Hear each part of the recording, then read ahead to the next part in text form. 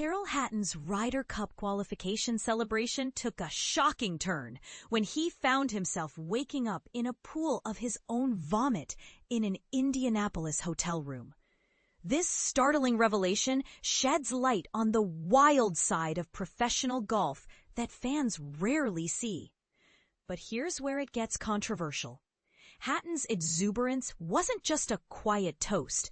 It was a full-blown drinking session involving wine, gin, and cocktails, alongside fellow European team member Jon Rahm.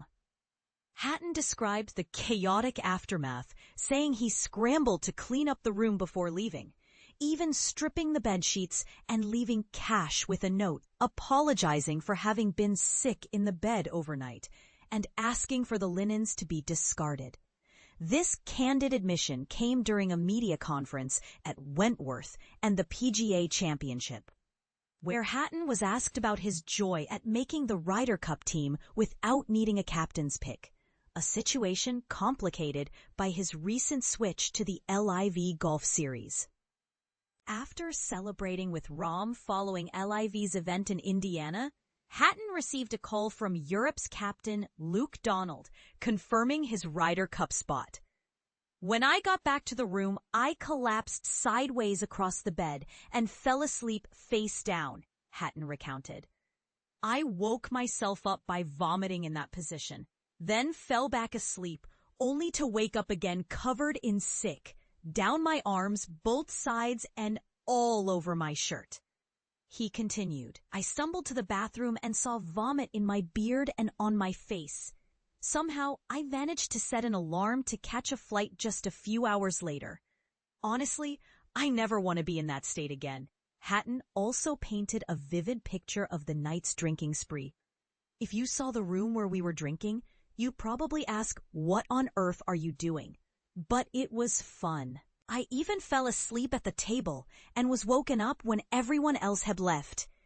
Ignoring the common advice against mixing drinks, Hatton admitted to having 6 glasses of wine at dinner, followed by a double gin and tonic at a steady pace.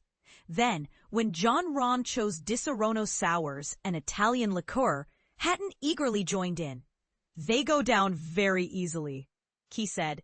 "I started encouraging everyone to down their drinks, so every cocktail after that was basically a shot." When they ran out of Disaronno, the bartender made a hazelnut sour, which Hatton described as not great, followed by a margarita and a strawberry vodka concoction.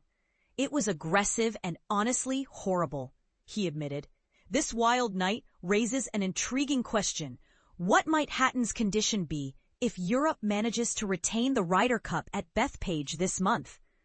I'd like to think we'd celebrate pretty well," he joked. "There's a good chance I might be throwing up again, but hopefully I won't be falling asleep and can enjoy most of the night with everyone."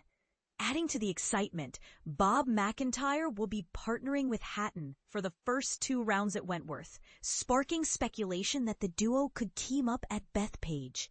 Hatton also touched on the potential challenge of facing passionate New York fans, a topic that has stirred debate.